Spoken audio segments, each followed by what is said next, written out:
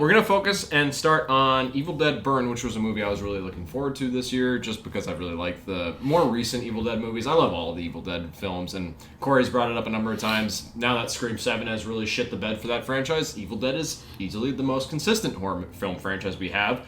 This is directed by Sebastian Vanecek, and it stars a cast of, I'm not going to say unknowns, just unknown to me, except for Hunter Doohan, who I believe was in the Wednesday Netflix series, so I recognize him from that at least.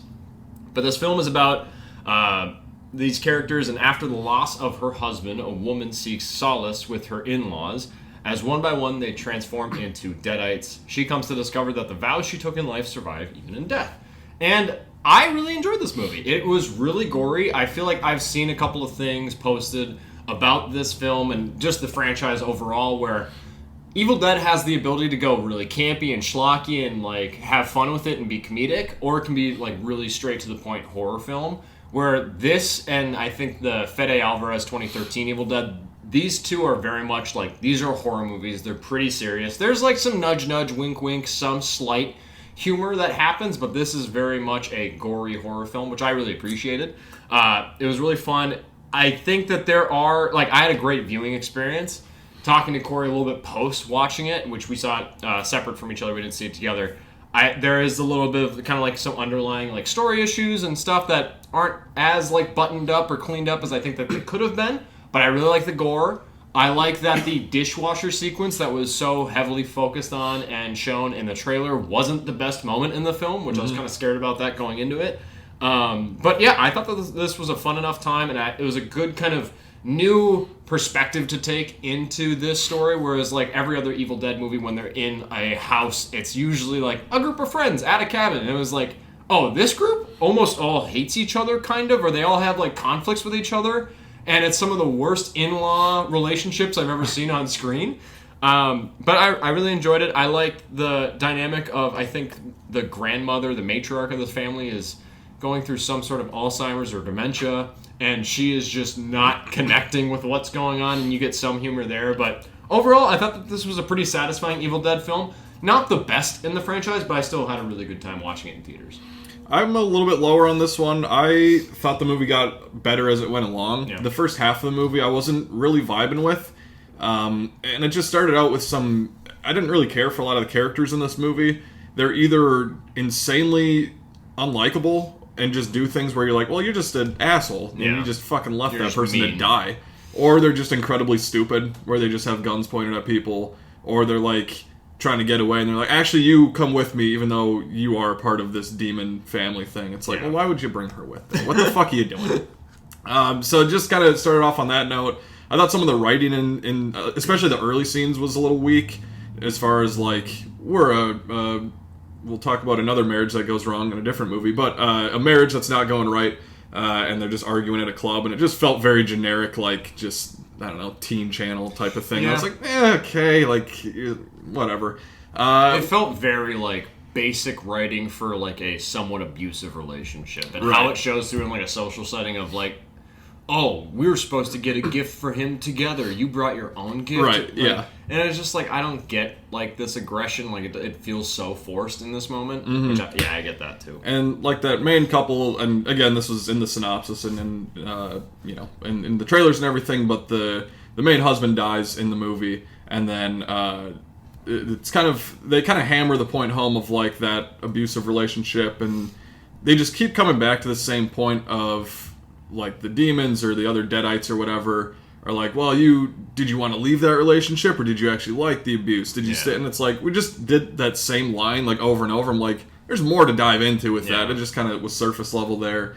A lot of the comedy it's not a lot of humor in the movie, but the funeral scene for that husband character, there was some weird choices where there's like construction going on in the background of the thing, and like it's just overshadowing people talking, and then like the one kind of coroner guy like can't get the coffin off of the thing, and it's like rolling down the wheels, and then he puts in headphones and it's just like rap music playing as he's like dancing, putting it in. I'm like, it feels odd. It feels weird to me. And that just started the movie off on a weird note for me. I did get worried in that sequence where the coroner is like wheeling him off stage basically in his coffin. I was like, if they tip this over, I'm out. Like that humor will check me out of this moment Yeah. because like I wasn't like I was pretty on board with how it was going. I didn't mind it. It wasn't like the strongest setup I've seen in this franchise, but it was just like okay, like fine. We get to the corner scene and a little bit more of that like oh he has headphones in but he hears knocking and he's like oh is it at the door? It's not at the door. Oh it's coming from the coffin. It's like okay this feels a little bit more like generic, but then you get. I think some pretty hammy stuff that happens with the father of the family and his kind of performance and how he basically gets the infection from this deadite that has taken over his son. So I like kind of from that point on, I was like, this is when it starts to get stronger and stronger.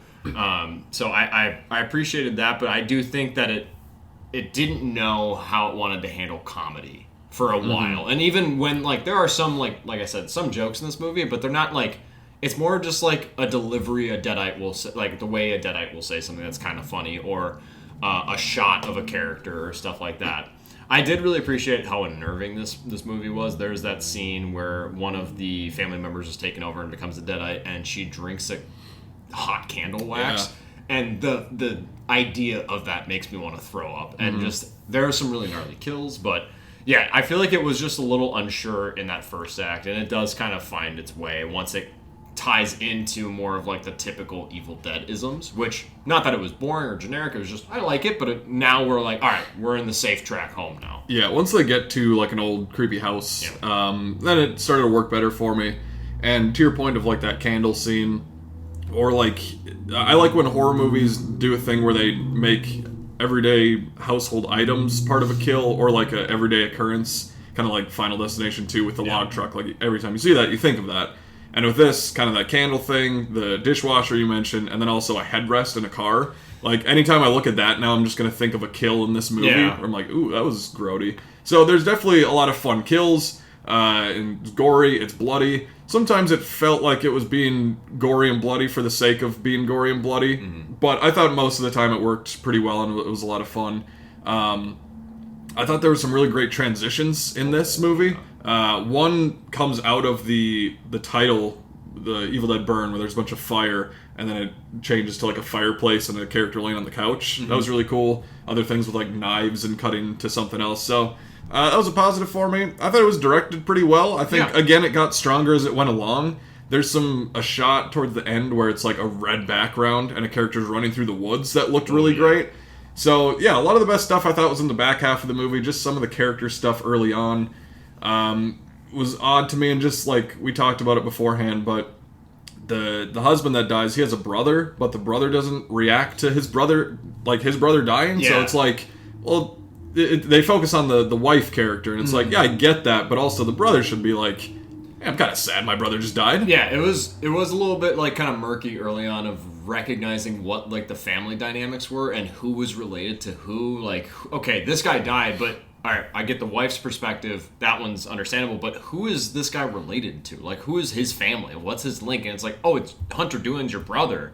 Could never have guessed that, except for once you get to the funeral scene. She's like, the mom's talking about the family, and you get more of like that spelled out, which you find out eventually, but it just felt like unclear to where I was like, how does this all kind of link together? I do appreciate more of the world building of what like the Circle of Wise Men. And like a lot of these archival footage and recordings that they have of exploring the Necronomicon and Deadites and stuff is this family's, or Hunter Doohan's grandfather. He explored this, and he was traveling the world trying to understand this and understand this evil. And with that, you also get this introduction and exploration of like these different daggers that were used. There's things that they've discovered that could kill these Deadites, so I like that exploration as well, in addition to this franchise. I do think the way that they intertwined and interweave that story of abuse and that character back in, maybe potential spoiler, of bringing back the abuser in the relationship, and the way that it's kind of CGI'd and a little bit overdone. I'm like, I think you're taking away from like the classic Deadite, and I'd rather it just be a classic Deadite. Like intertwining this back into the story felt kind of it felt like a different franchise or a different story or a different genre. It didn't feel Evil Dead to me 100% of the time. I did like I loved Fede Alvarez's 2013 Evil Dead. I love the just jamming the chainsaw in the mouth of a deadite and just blood spraying everywhere. I love that in this movie that she has like a weed whacker or like a lawn edger that kind of similar serves that purpose. So I was like, I like how much this feels in line with the Fede Alvarez, and I forget who directed Evil Dead Rise, but that Lee film Cronin. as well. Lee Cronin, yeah. I think that these three films feel very similar in tone and execution. I do wish that now that we've had a couple of really serious Evil Dead movies that we could kind of get back more to the tongue-in-cheek, like Evil Dead 2 and Army of Darkness, and a little bit more of like the campy, goofy humor that comes with some of this good horror. Like I love that Sam Raimi operates as like an executive producer of these films to kind of help almost quality check these films and keep them in line. And these have all been films that I really liked.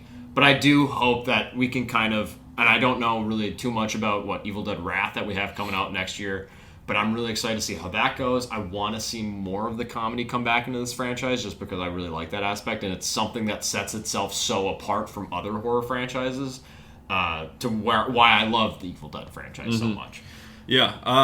To get into just like one spoilery thing, I guess. Well, first of all, we both were trying to figure out earlier how the Deadites like came to be in this movie, because like you have to read from the Book of the Dead for these things to come out. Typically, yeah. And then the movie starts out with like a pretty good opening scene of two guys fishing, and like the fishing line gets caught on him and all that, the hooks. That was my favorite part of gore, I think, in the movie too. And it starts off with it, but it's when one of the guys climbed out of the water, his hand gets stepped on, and it just slides off. I was like, oh my god. Yeah, it's a good opening scene, but it just, the killing kind of starts, and like maybe I missed a line of dialogue or something. Very well could have of how it started, because nobody else reads from the Book of the Dead. Somebody almost does, but then almost completes like the sequence, the forewords or whatever. But the other thing which kind of gets into spoiler territory is they bring up the dagger thing that you brought up, and it's just kind of in like a box of knives. But then like sometimes if like they establish that you need that to kill the Deadites, but then other times if they just hit them with a dishwasher door really hard, then they die. Yeah. And then other times if they like start on fire, then they die. But then sometimes they can come back, but then some people die from that. And so I'm like, well, it's a little inconsistent. Do you need the dagger or not? Like, can you kill him or not? So, anyways, I did like the dishwasher door scene. Like, not him falling on the dishwasher, which you see in the trailer a lot. What happens and progresses out of that with Hunter Dewin's character finally like growing a backbone and having some spine, because like he plays scared most of the time, and he's not like, he just watches things happen. It's like, dude, do something. This is your family. Granted, they all kind of suck ass, but your girlfriend's here, your family's here. You got to try and step up. And so there's some frustrations with watching that character to where like, I don't think it's written poorly, but it's just like, as a fan or as a viewer, it's hard for me to like sit here and root for this guy when I'm like, I need you to show something, dude. Like, you're not really showing much emotion over your brother dying, which, like, granted, he was kind of an asshole, but still, I'm like, come on, like, something. Show some connection. And you brought it up, too, of this is kind of another aspect or another detail about where the writing is kind of lacking, where you were talking about them showing up to this house initially, and the wife of the man that passed away is French, and they're like, oh, like, you've been to this house? And she's like, yeah, I got married here. And then you brought it up before we started recording, they show archival like wedding footage of it, and they're like, all these characters are here. How did they forget that happened? And that she's been here before? And it was that shot too was like a overhead shot of the car driving in. And so, like, it felt like an ADR thing that they added in, and they just maybe didn't, like, think it through. Realize? Or, again, maybe we missed something. I don't know. Very well possible. Yeah. But, this one was okay for me. I liked the second half a lot more than the first. It had some fun kills, fun transitions, all the kind of Evil Dead stuff. They teased the chainsaw at the end, even after the weed whacker type thing. And, the Book of the Dead and all that stuff is fun. But it didn't feel like it brought anything super new to the table for me as far as this franchise goes. Where even like Evil Dead Rise, I thought brought some really cool new stuff, and like just in an apartment was really cool, and just like in the parking garage underneath, like I thought that was a cool new location, and the family dynamic was sweet. And this one I thought was enjoyable once you hit that halfway point. There also is a sort of mid-credits scene, I guess, that kind of ties a loose end of something I was wondering when the movie ended. I'm like, isn't that person still around? Yeah. And then it happens. I'm like, okay, that's fine. So I feel like a lot of movies this year I've given like a B to, but it's just where a lot of movies fall, I guess. So it's kind of where I would go with this movie. Yeah, I like it a little bit more than you. I'd recommend it. It does kind of, I feel like of the three most recent, or actually as the franchise on a whole, if I was going to rank it, this would probably be my least favorite, but I still really like it. It's not like glaringly weak to me or like bad at all. It's just like, oh, I just have preferences of the other ones or these other two more recent ones with Evil Dead 2013 and Evil Dead Rise, where I think that they handle things better and adhere better to the Evil Dead world. Whereas this one, at times, with breaking away from some of the Evil Deadisms and the Deadites, I'm like, you're starting to get a little bit more like, not generic, but it just doesn't feel so in line with what I come to expect from Evil Dead. Not that it like is bad because it's different. It just feels like it falls out of what I expect from this world, this franchise. But yeah, I like it. I think the performances largely are okay. I really liked, and I don't remember who it was, but the girlfriend of Hunter Duan's character. I really appreciated her. I thought that she had some of the best moments in the movie, whether it was her killing someone or getting smashed a couple of times. Not like fucked, getting hit by things really hard. I thought I should specify that. But I think that this is a really good, it's very gory, and I think, like, I brought it up to my wife because she likes horror movies, and I was like, do you want to go see this? And she was like, isn't this franchise like kind of gory? I'm like, they've become very gory, and I'm happy I didn't take her to it because she would have hated a lot of scenes in this movie. But I'd recommend it overall. Just know what you're getting yourself into. Know that it's likely not going to be your favorite of the franchise, but I expect if you like the Evil Dead films, you're going to like this movie. Mm-hmm. Also, the main chick, Sahelia Yacoub, looked like Melissa Barrera. I was just thinking that the whole movie. I thought that a little bit too. Just like with the Scream movies and everything, I'm like, it's... There's also great camera work, and it feels very synonymous to the Evil Dead franchise of like the camera just ripping through the woods and stuff. And there's that great oneer, which I think was used as like the initial teaser. Yeah, for the film. That's a good scene. That was a really good scene. So I think that they do a good job of using different aspects of the home to their advantage, and just like it gets pretty nutty at times. So I really appreciate that. You want to give your ranking quick? I know we did it last week, but just including this one, your Evil Dead ranking. I think I'm going to definitively say that for right now, and it's maybe because I'm lacking some of the comedy in these recent Evil Dead films, I'm going to say Evil Dead 2 is my favorite Evil Dead movie. And then I'll say Fede Alvarez's Evil Dead, Evil Dead Rise, the original then Army of Darkness, Evil Dead, Burn. Okay. I think that's probably how I'd go. Yeah, I would go Evil Dead 2, the original Evil Dead Rise, Army of Darkness, Fede Alvarez remake, and then Evil Dead Burn.